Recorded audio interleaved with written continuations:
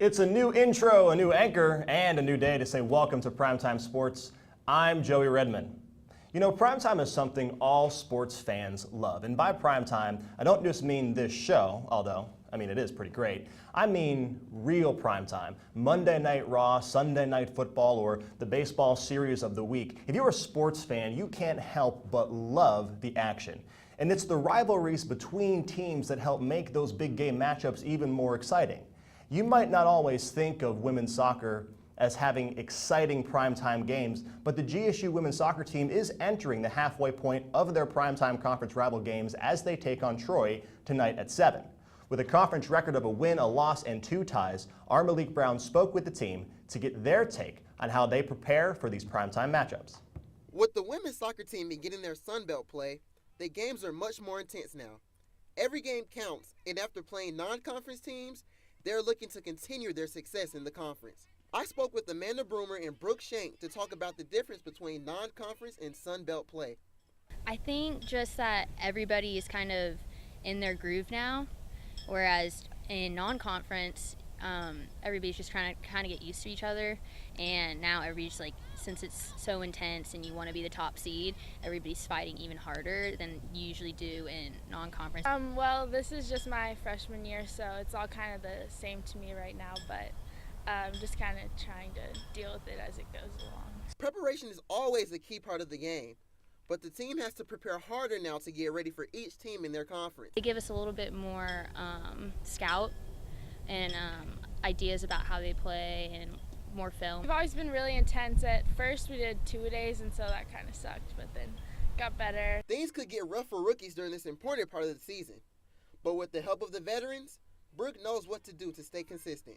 They've always been really supportive. Just clean up everything, I guess, like technically, and start to kind of get the feel of the team and all the players, how they play. Bringing you the latest on Georgia State Sports, I'm Malik Brown. The team has a solid record of 4-3 with 6 games left to play.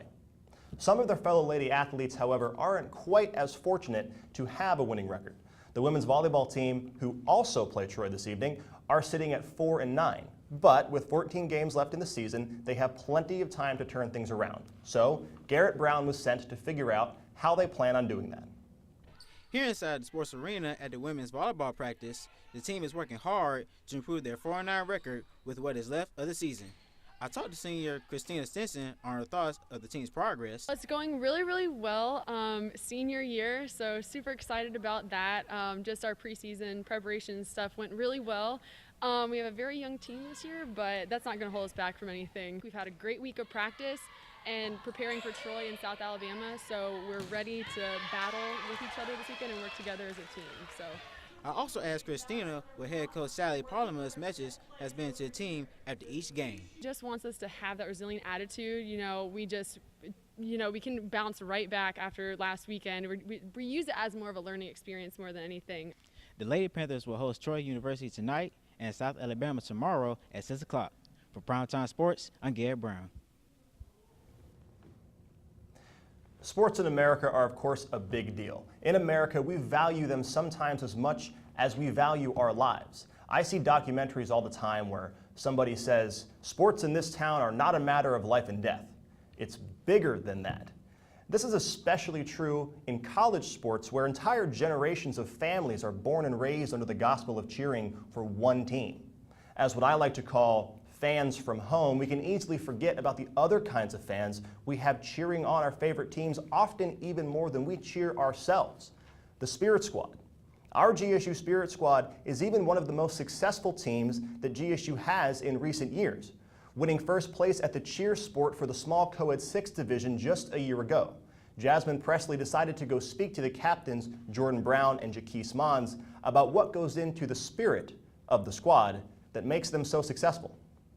With great accomplishments, the Georgia State Spirit Squad has great leaders.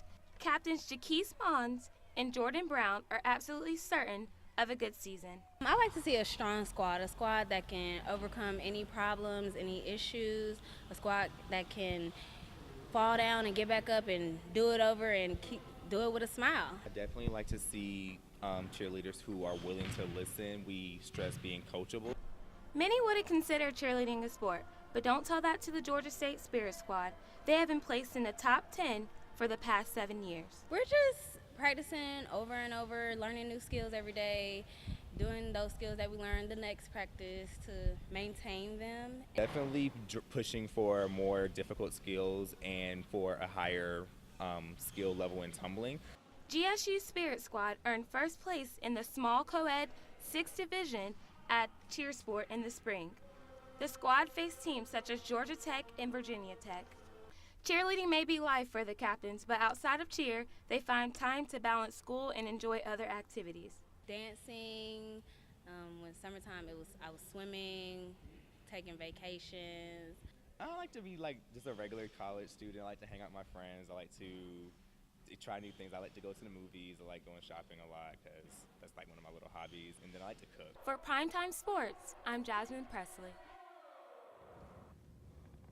Getting an all-male sport in the mix and staying on the topic of leadership, reporter Cecil Hannibal caught up with the senior Zach Kennedy of the men's tennis team to try and talk about the trip they are about to take westward to Tulsa, Oklahoma.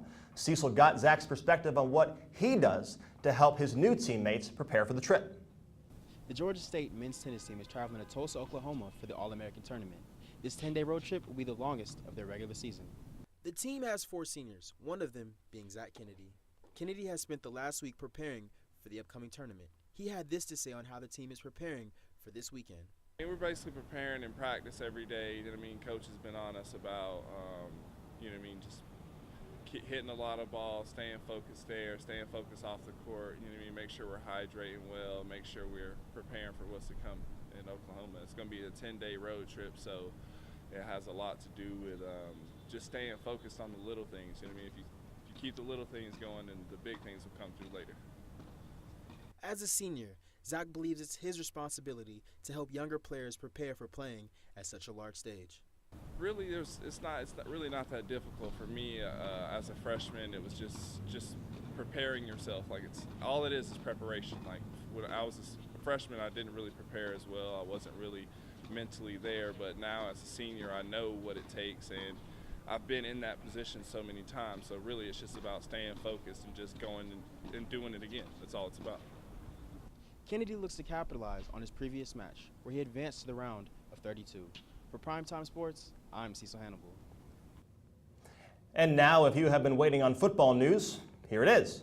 The team is coming off a bye week where they have been preparing to open conference play and travel away to one of the schedule's toughest opponents, Appalachian State, who last season gave the Panthers something to think about, beating them 37-3. 2 weeks ago, the Panthers had a strong performance against, at the time, 9th-ranked Wisconsin, losing only by 6 points. We will see what the Panthers can do to rally off that strong performance and hopefully get their first win of the season against the Mountaineers. Starting receiver Penny Hart, who missed the previous game, is listed as probable to play. The teams kick off at 12 noon tomorrow on Peachtree TV and the American Sports Network and ESPN3.